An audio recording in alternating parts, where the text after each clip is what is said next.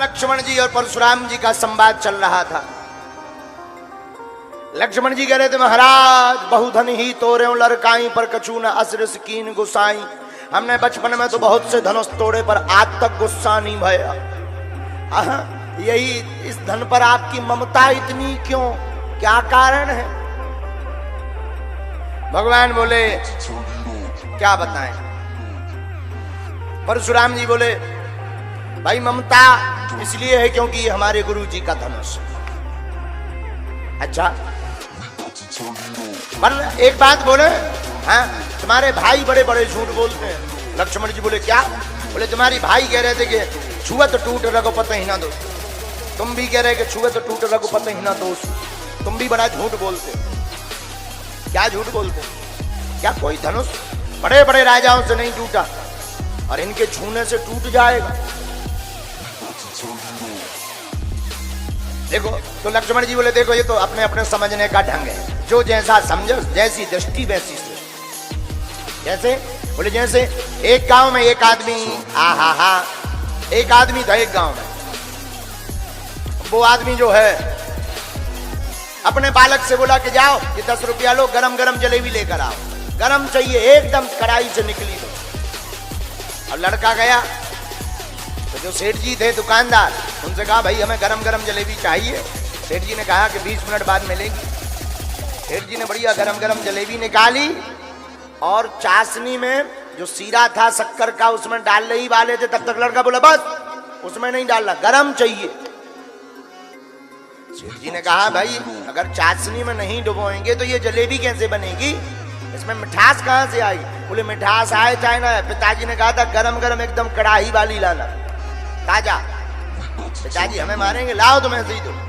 सेठ जी बोले भाई जैसी तुम्हारी इच्छा, अब आप विचार करो, क्या ऐसी गरम जलेबी कही थी, ऐसी ताजा जलेबी कही थी? पिताजी ने कहा, उन्होंने ये कहा था भाई एकदम जो अभी अभी की बनी हो वो वाली जलेबी लेकर आओ। वही लेकर के बालक गया। पिताजी ने खूब मार लगाई, क्यों रे ये मीठी क्यों नहीं है जलेबी? बालक बोला पिताजी गरम है इसलिए मीठी नहीं। बोले गरम का मीठी से क्या लेना देना? बोले वाह आपने ही कहा था गरम ले आना, तो हम कढ़ाई से निकाल के ले आए, हमने चाशनी में डलवाई ही नहीं है कि ठंडी ना हो जाए। बोलो सीताराम।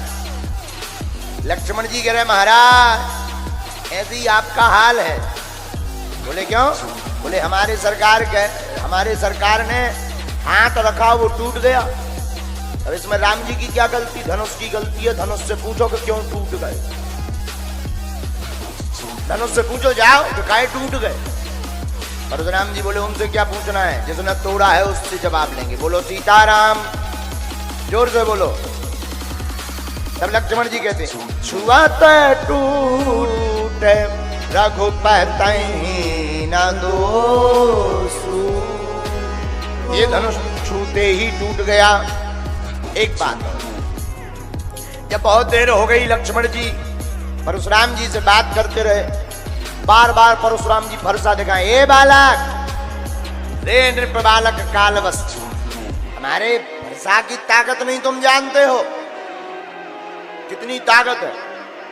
लक्ष्मण जी मुस्कुरा के बोले महाराज आप फरसा की ताकत बता रहे, आप हमारे सरकार के नाम की ताकत नहीं जानते हो कि हमारे प्रभु के नाम में कितनी ताकत है। राम जी ने सोचा कहीं मुनि को ज्यादा गुस्सा ना आ जाए, तो लक्ष्मण जी को बैठा दिया। बैठ जाओ। लक्ष्मण जी विराजमान है। अब रघुनाथ जी खड़े। हमारे राम जी बड़े ही सरल हैं, बहुत सौम्य। एक बात है, राम जी का, लक्ष्मण जी का और परशुराम जी का झगड़ा किस बात पर? बात यह है कि राम भी भगवान है और परशुराम भी भगवान है। कितनी अच्छी बात है। राम जी भी भगवान है, परशुराम जी भी भगवान है, और दोनों का झगड़ा किस बात पर है? दोनों ही प्रकाश, दोनों ही अवतारी, और दोनों का झगड़ा किस बात का है? बात इसकी बहुत लॉजिकली है, बहुत आध्यात्मिक बात है। हमेशा झगड़ा विद्वानों में ही होता है। जो जितना बड़ा विद्वान होता है उसी लेवल का जो दूसरा विद्वान होता है उन्हीं में झगड़ा होता है। क्यों? क्योंकि विद्वान और विद्वान एक होना ही नहीं चाहिए। आप देखना कभी आप कभी विचार